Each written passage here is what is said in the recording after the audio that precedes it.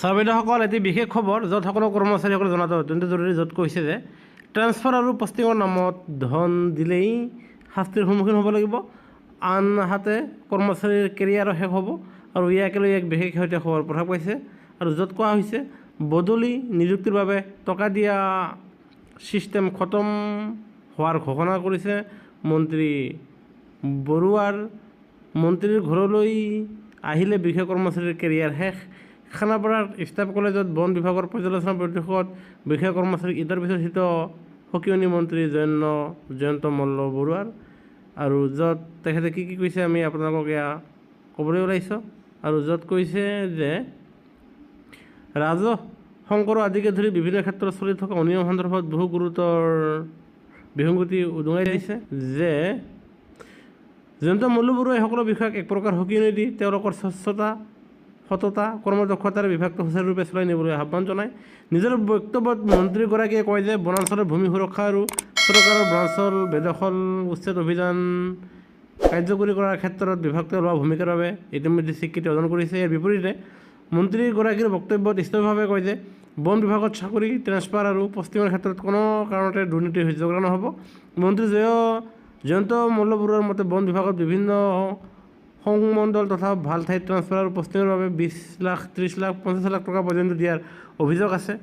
জয়ন্ত মল্ল বৰুৱাৰ বনমন্ত্ৰী হৈ থকা কাললৈকে বন বিভাগত বদলি নিযুক্তিৰ নামত এটকাও দুৰ্নীতি নহয় বুলি উল্লেখ কৰি মন্ত্ৰীগৰাকীয়ে কয় যে এতিয়াৰ পৰা ট্ৰেন্সফাৰ পষ্টিঙৰ নামত বন বিভাগত কোনো কাৰণত ধনৰ লেনদেন হ'ব নোৱাৰিব।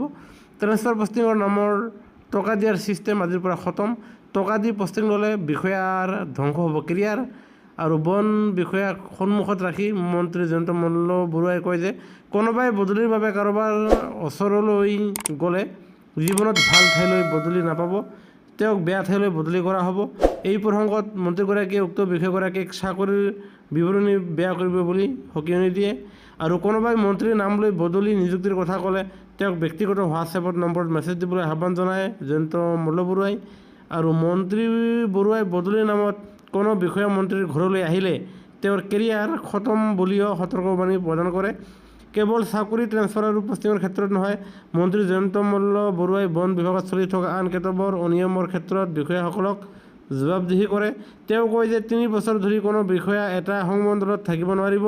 আনহাতে এই বৈঠকত পকেট গৰম কৰি চৰকাৰৰ ৰাজহ ক্ষতি কৰা বিষয়াসকলক উদ্দেশ্যি মন্ত্ৰীগৰাকীয়ে কয়, টাৰ্গেট ফিল আপ কৰাৰ নামত বিষয়াসকলে যধে-মধে ব্যৱসায়ীৰ পৰা ফাইন কাটি ৰাজহ সংগ্ৰহত লাগি যায়। সেয়েহে মানুহে চৰকাৰখনক গালি দিয়া আৰম্ভ কৰে। তেনেকুৱা ৰাজহ আমাক নালাগে। মন্ত্ৰীগৰাকীয়ে নিজৰ বক্তব্যত কাঠৰ অবৈধ সৰবৰাহ তথা অবৈধ কাঠৰ মিলৰ প্ৰসংগ উল্লেখ কৰে। তেওঁ অসমৰ ক'ত ক'ত অবৈধ কাঠৰ মিল আছে তাৰ তথ্য তাৎক্ষণিকভাৱে দিবলৈও বিষয়াসকলক নিৰ্দেশ দিয়ে।